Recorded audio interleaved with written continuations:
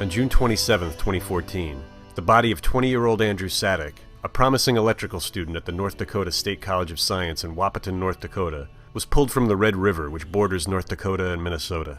Andrew had been missing for 2 months and was found shot in the head wearing a backpack full of rocks.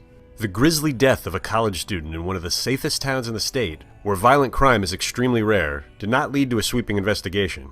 In fact, police immediately said they did not suspect foul play. Ruling out murder under these circumstances is hard enough to believe.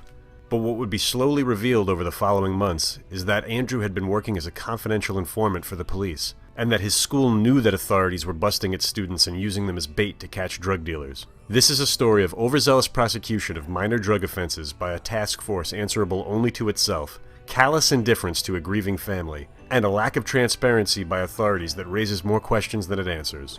Paramount among these questions: why are police using nonviolent, first-time offenders in the very dangerous role of confidential informant? Growing up on a family-owned farm in Rogers, North Dakota, Andrew was active with the raising of the cattle, and particularly close to his parents, who lost their older son, Nick, in a car accident in 2005. We sent him off to college. He was excelling at college, and his dreams were to become an electrician and take over the family farm. He was an all-American kid, is all I can say. He was every mother's dream. Andrew was a few weeks shy of graduation when he went missing in May 2014. Days later, the Sadeks received the shocking news that a warrant had been issued for Andrew's arrest for 2 felony counts of distributing a controlled substance. When he was in high school, did he ever get in trouble? Was he ever involved in any criminal activity? No, he was not involved in any criminal activity in high school. He only had 1 speeding ticket throughout his entire life. So that's why this was such a shock to us. For 2 gut-wrenching months, the Sadeks prayed Andrew would come home to the farm to help with the spring calving, while police continued to assume Andrew was on the lam because he still owed them one last controlled buy. Then, Andrew's body was found. Shot, wearing the backpack filled with rocks, not wearing the clothes he was last seen in, without his wallet. An autopsy proved inconclusive in determining suicide or homicide, and no weapon has yet been found. But according to the Sadeks, the police officer in charge of the investigation tried to convince them that their son put on the rock-filled backpack, shot himself in the head, and somehow propelled himself into the river.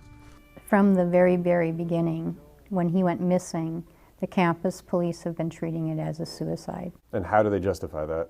I would love some concrete evidence as to why they justify that. There's been no note. No one at the school described him as being in a depressive state? No one described Andrew as being in a depressive state. No, he was happy and fun-loving, and the police do not want to pursue this as a potential murder. Apparently, according to Sergeant Helgenson, that's what kids do in that area. They commit suicide.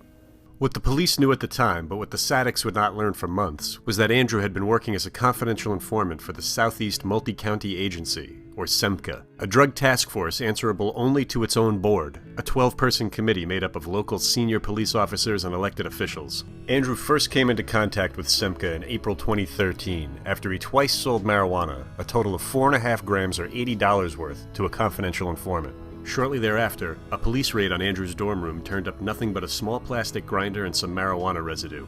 But the grinder, plus the 2 sales to the informant in a school zone, which in North Dakota includes colleges, was enough for authorities to threaten Andrew with 2 Class A felony charges, each carrying a possible 20-year sentence. Or he could voluntarily agree to work as a confidential informant. Upon enrolling at college, Andrew signed a waiver obligating the school to inform his parents of any disciplinary issues. But the school never notified the Sadeks following the raid on Andrew's dorm room. Faced with the prospect of 40 years in prison, and without consulting a lawyer or his parents, Andrew chose to become an informant, agreeing to make 2 controlled buys from each of 3 SEMCA-targeted drug dealers. When Andrew was last seen leaving his dorm building on May 1st, 2014, he still owed SEMCA one last controlled buy. Refusing to accept authorities' speculation that Andrew had committed suicide, the Sadeks hired a private investigator, who discovered a significant amount of water in the wheel wells under Andrew's car, suggesting that someone may have driven Andrew's car to the banks of the river where his body was found. Because Andrew was found on the Minnesota side of the river, the campus police claimed the case was not in their jurisdiction, which the North Dakota Attorney General's office confirmed. But according to Valley News Live, a newscast in Fargo, North Dakota, the Minnesota Bureau of Criminal Apprehension told them that they have nothing to do with the case. For all the agencies involved with busting Andrew Sadek for selling a small amount of pot, no agency is willing to take the lead in solving his violent death. It took a long time for us to get the results of the autopsy. So I called Steve Helgeson, the person in charge of that case, and I said, when will this be ready? And he told me it was not a top priority. Nobody has ever answered a question who directly has worked in this case. Any reason you won't talk with us? Sir, please turn that off. Answer my questions.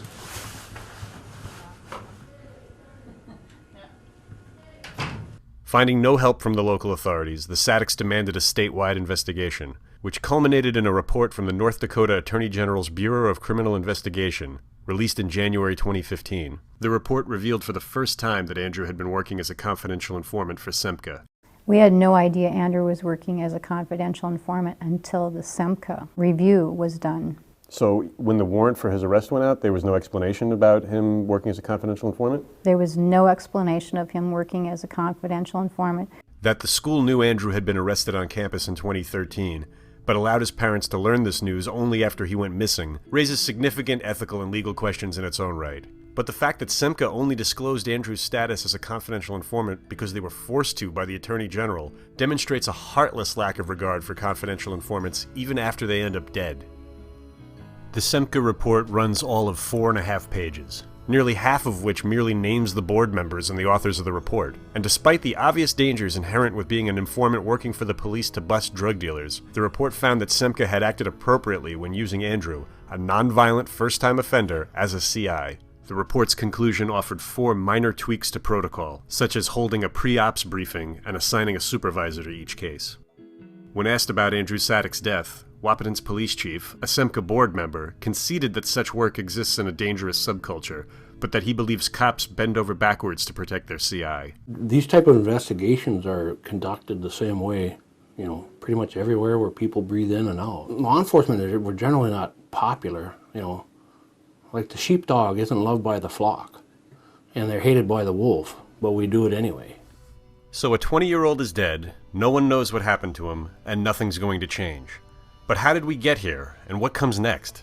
The lack of a statewide chain of command allowed Semka to operate as an entity answerable only to itself. And though Semka's board remains intact, the agency now falls under the jurisdiction of the North Dakota Attorney General. When contacted by Reason about the use of college students as confidential informants, the Attorney General's office said, "We have no opinion about confidential informants." Andrew Sadek is not the only young person to be terrified into working as a CI. In 2014, a confidential informant at the University of Massachusetts died of a drug overdose, prompting criticism that if his parents had been notified, he might have been able to receive treatment for substance abuse. Earlier this year, BuzzFeed reported on the widespread use of confidential informants on the campus of Ole Miss. And most notably, in 2008, Florida State student Rachel Hoffman was murdered when police compelled her to make a gun purchase. Her death led to statewide reforms regarding the use of confidential informants. When the police threaten to vigorously prosecute young people unfamiliar with the criminal justice system, and then use them as confidential informants, they assume a certain amount of responsibility for their safety. But the lack of interest by the agencies that ensnared Andrew Sadek in investigating his death as a potential murder suggests they wish the case would just go away. Which only begs the question, why? The heartbroken Sadek family searches for justice for their son, and hope that his death can inspire reforms in North Dakota and nationwide. What are your plans moving forward in trying to push the investigation along? Don't really have any plans. I don't know if they're really even investigating. I just don't want other kids to be in this situation.